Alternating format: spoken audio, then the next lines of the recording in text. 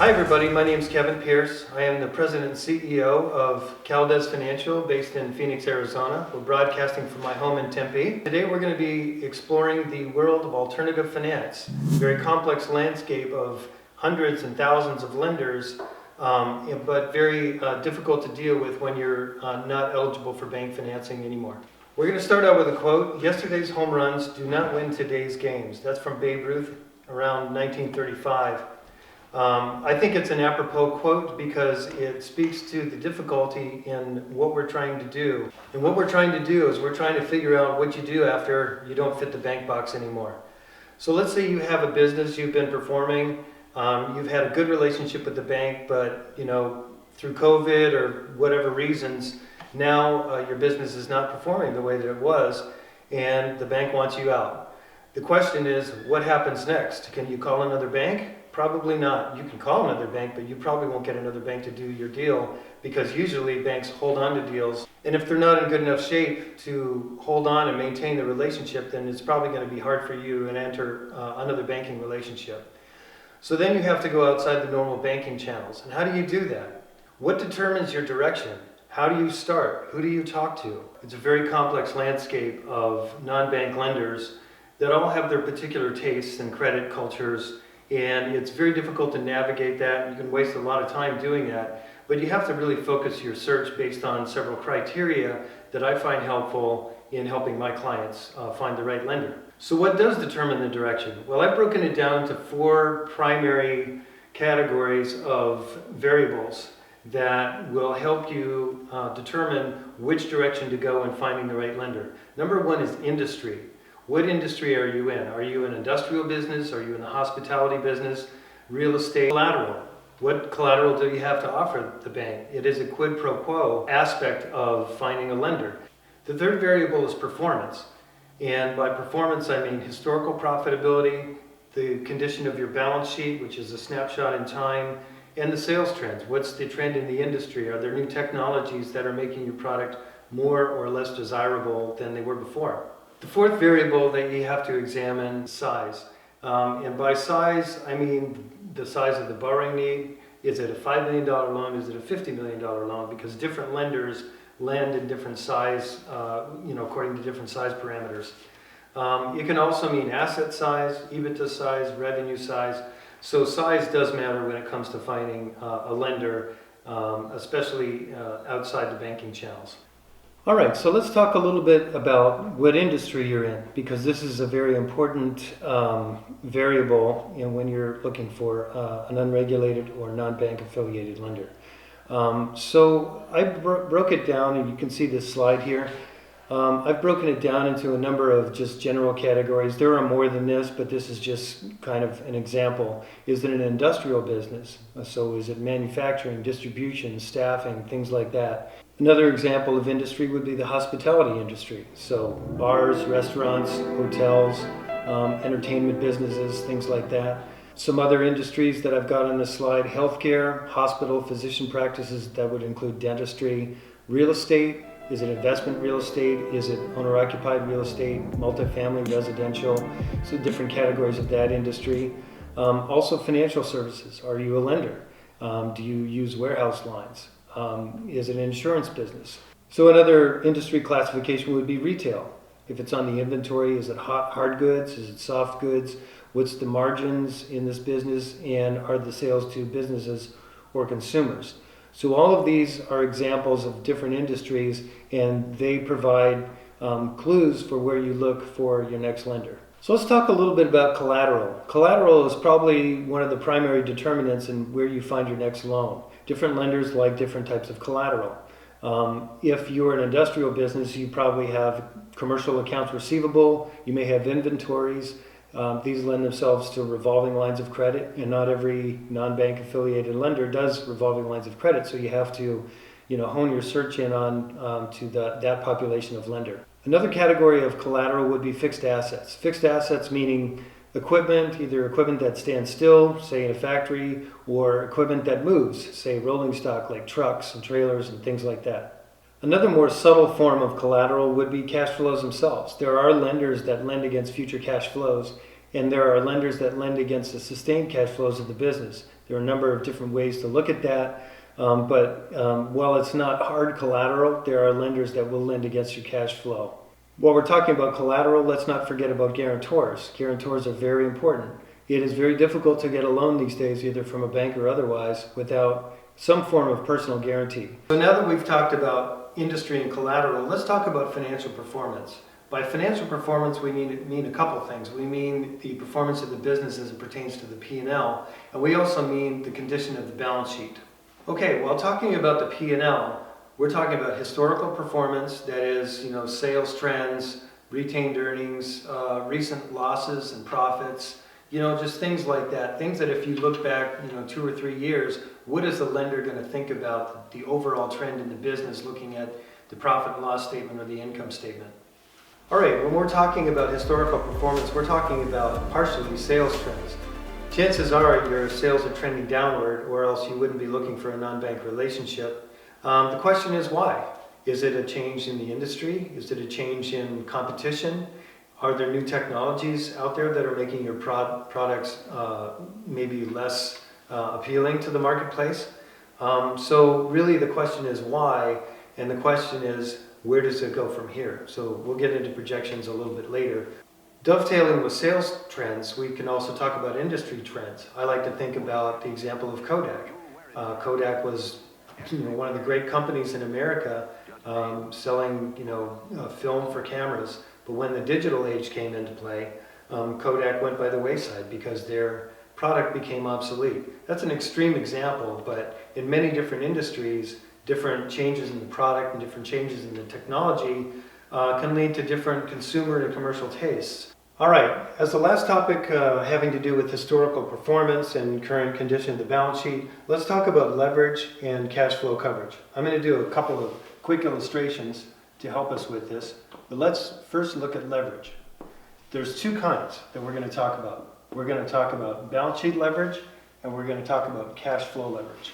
Let's talk first about balance sheet leverage. We'll do cash flow in a minute. You have 10 million in assets, you've got 8 million in liabilities, let's call that all funded debt. That leaves you with 2 million in equity. And so to calculate your balance sheet leverage, I think most of you know this, you're going to take the 8 divided by 2, and that's going to equal 4 times. 4 times is on the verge of being a highly leveraged business and probably would not fit into a bank box. But this is just the basic way that you calculate balance sheet leverage. Okay, now that we've looked at balance sheet leverage, let's talk about cash flow leverage. Cash flow leverage concerns two numbers, EBITDA or cash flow. But let's use EBITDA for this example. Let's take the same company that had 10 million in assets, 8 million in liabilities, and 2 million in equity. So let's say that the EBITDA of this company is 1 million.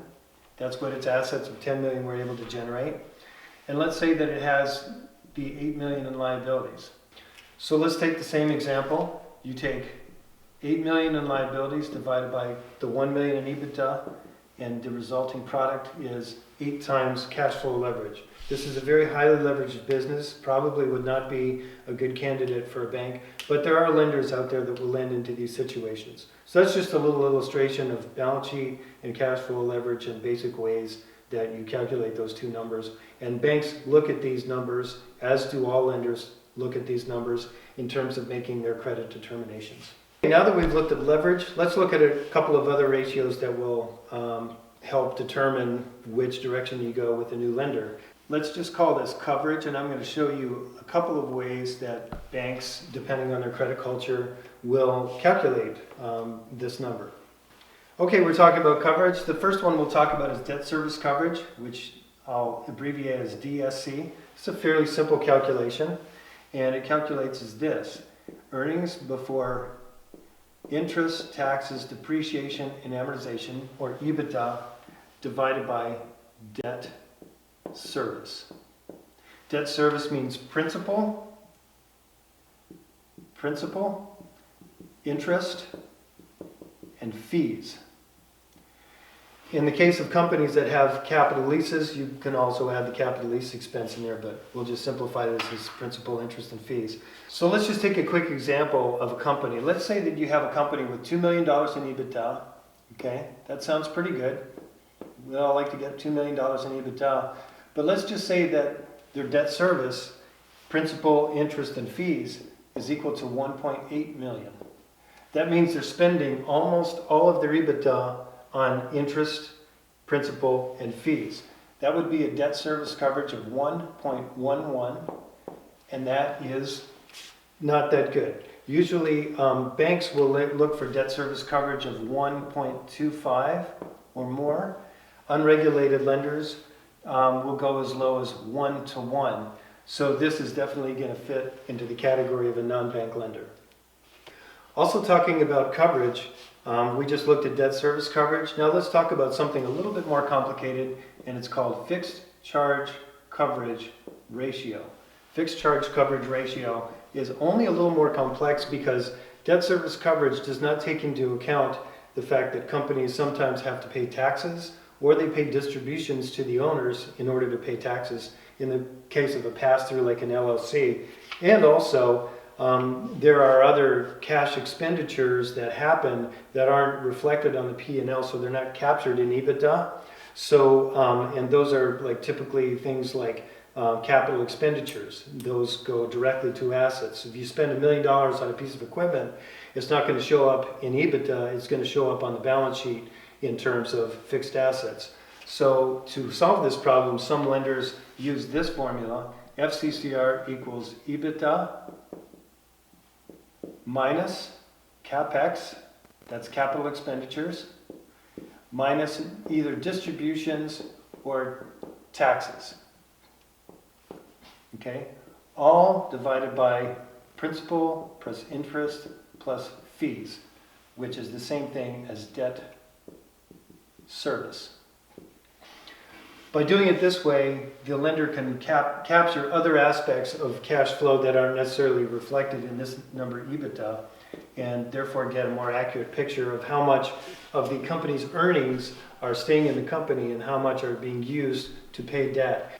And this is done on a historical basis, but more importantly, when you're looking for a new loan, they'll strip out all the existing debt and put in their replacement debt, and they will calculate FCCR based on their pro forma funding, as if they had funded it, which is usually the typical way that a lender will look at this. And finally, one of the 4 criteria of how to look for a lender involves size. And that can mean several things. It can mean the size of your assets, how big is your AR pool, how much inventory do you hold, how much equipment do you have, how much real estate do you have, and what would the appraised value of those or the collectible value of those be in an orderly liquidation. Some lenders, for whatever reason, prefer high dollar sales, like companies that are 100 million or more in sales. Some lenders don't care. Some lenders will lend only to companies with 20 million or less in sales. So it's very much an individual decision by the lender as to kind of where they fit into the overall scheme of things when it comes to revenue size. Another common thing that you'll see in the marketplace is size as expressed in EBITDA. In fact, many intermediaries won't work on deals unless there's at least, say, $3 million in EBITDA, $5 million in EBITDA, maybe $10 million in EBITDA, depending on the size of the intermediary and consequently the size of the lenders that they pool loan resources from. And last but not least, and maybe even primary, different lenders have different size loans that they can do. This is either because of the size of the lender, because of their investors, or just trying to stay away from concentrations in their portfolio. These are just examples. Certainly, the number of possibilities runs the gamut, but I'm trying to give you a general guideline as to why sometimes it's difficult to find a lender, because not only do they lend on different collateral and lend in different industries, but they also lend with different size parameters in mind. So even though you may be talking with the right lender when it comes to industry and collateral, you may not be talking with the right lender when it comes to size. It may be too small for them, maybe too big for them. And so when you take all these variables and you put them in a big box, you see that out of thousands of lenders, there may be only 10 lenders that are really good fits for you. And it's really tricky finding those 10 lenders. All right, so let's just summarize what we've talked about today. You're in a kind of a predicament that you haven't been in before. Maybe you've been with a bank, maybe your banking relationship has gone sour, but for whatever reason, you need to go outside the banking channels to find a new lender. This is sometimes a very difficult task for a number of reasons. And the primary reasons are that all lenders are different. And they have different attitudes and different credit cultures when it comes to industry, when it comes to collateral, when it comes to performance, and when it comes to size. So when you look at these four criteria, it becomes fairly obvious that it's going to be a difficult task finding exactly the right lender that will lend based on your industry with collateral that you have to offer with your unique kind of historical and current financial condition and within the size parameters of what you need your next loan to be. So in our next episode, we're going to talk specifically about industry and all the things that have to do with industry and the different tastes that different lenders have about industry, and also what industries are not preferred right now. Anyway, thank you for watching. It's been a pleasure having you with me today as I've talked about kind of a broad 20,000 foot view of why it's difficult to find a non-bank lender. If you have any questions or you need assistance with anything, or you want clarifications on anything, please feel free to reach out to me on email, kevin.pierce, that's P-E-A-R-C-E @caldezfinancial.com. Or you can check out my website at www.caldezfinancial.com. Please feel free to stay in touch. I'd like to hear from you. Any feedback that you have on this presentation is helpful to me, and we'll see you next week.